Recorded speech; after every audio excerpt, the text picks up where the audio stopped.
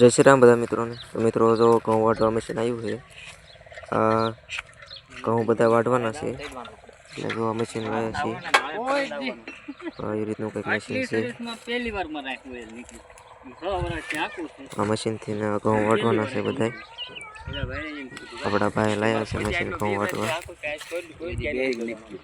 તો આ મશીન જોઈ ઘઉં વાટતું જાય ને પોળાવર વાળતું જાય.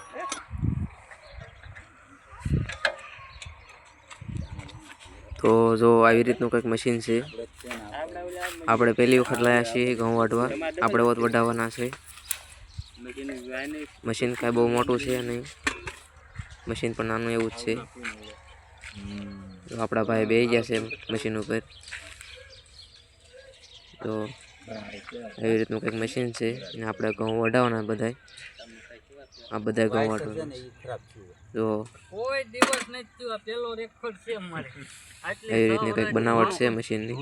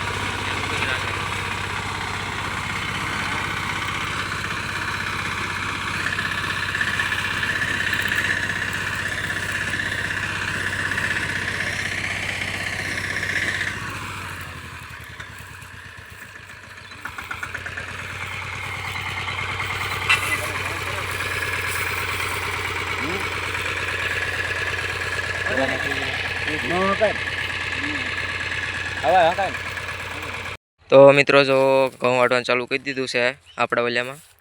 અડતે પહેલાં વાટવાનું હતું પણ ત્યાં થોડાક સુકાઈ ગયા હતા વધારે, એટલે ત્યાં બંધ રાખ્યું છે. ત્યાં અમે કાલે સવારે વાટશે એટલે આપણે આમ જો ચાલુ કરી દીધું છે. આપણા થોડાક લીલા છે તો એવી રીતના પોળા કરતા જાય. તો દોરીએથી બાંધી વધ દે ને વાટી વધ નાખે કમ્પ્લેટ.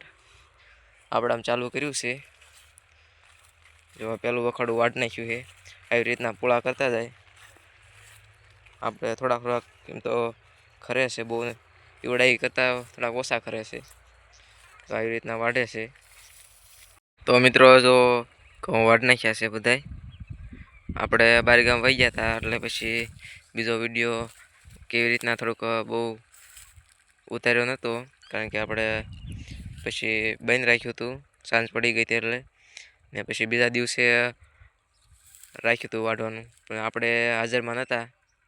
એટલે આપણે જો અત્યારે આવ્યા હતા, જો ઘઉં બધા વાઢી નાખ્યા છે.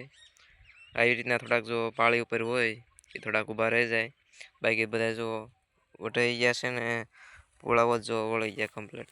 આવી રીતના જો પાળી ઉપર હોય એ ઊભા રહે એ આપણે થોડાક હાથે વાઢવા પડે.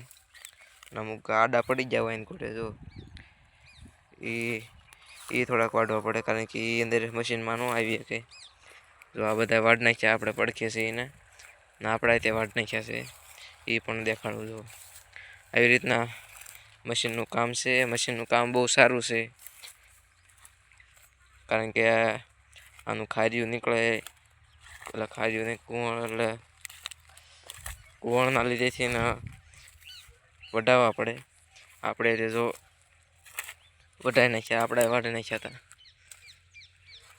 હાજરમાં નહોતા એટલે નહોતા વિડીયો બીજા ઉતરાના. ઉપર જોવા થોડીક પાળીઓ હતી એટલે બરોબર ન ઓઠા, એટલે આપણે દાંતરડા કરીને થોડાક અહીંયા વાઢ્યા હતા. ના રે મશીનથી વાઢેલા થોડાક પાઠા જોવા એટલા રહે છે, પણ થોડાક લીલા રેખા હોય એટલે ડુંડિયું ખરે નહીં. એટલે થોડાક લીલા હોય ને આપણે ઘઉં વઢાવવા પડે. સુકાઈ ગયેલા હોય તો ડુંડિયું કરવાની શક્યતા રહે. જો આવી રીતના બધા વાઢી નાખ્યા. પોળાય તે જો બહુ સારા દોરીથી વાળી નાખ્યા છે. જો આ બધું મશીનથી કામ થઈ જાય છે, આપણે નથી કાંઈ કરવું પડતું. આટલું આ બધું વાટી નાખ્યું કમ્પ્લીટ. પોળા પણ જો મસ્ત આ બધા મશીનથી મૂકેલા છે, આપણે હાથે નથી અડાડ્યો. આવી રીતના મશીનની હાથે એનું કામકાજ કરતું જાય, આપણે કાંઈ નથી કરવું પડતું. આવી રીતના આપણે ઘઉં વઢાઈ નાખ્યા છે. તમે પણ વઢાવી શકો છો, કામ બહુ સારું છે મશીનનું. જો મસ્ત ઘઉં વાટી નાખ્યા છે.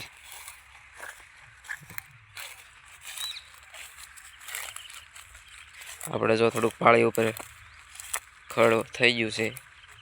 આપણે પાળિયા ઘઉં ઊભા રહ્યા હતા એ બધા આપણે હાથેથી આપણે વાઢી નાખ્યા છે. પાળી ઉપર હોય એ મશીનમાં નો અંદર આવી શકે, એ આપણે હાથે વાઢવા પડે. જો પડખે ઘઉં વાઢી નાખ્યા છે ને અહીંયા વાઢી નાખ્યા છે. આવી રીતના વાઢ્યા છે. તો આપણો વ્લોગ અહીંયા પૂરો થાય. આપણો વ્લોગ ગમ્યો હોય તો લાઈક, શેર અને સબસ્ક્રાઈબ કરી નાખજો. જય જવાન, જય કિસાન.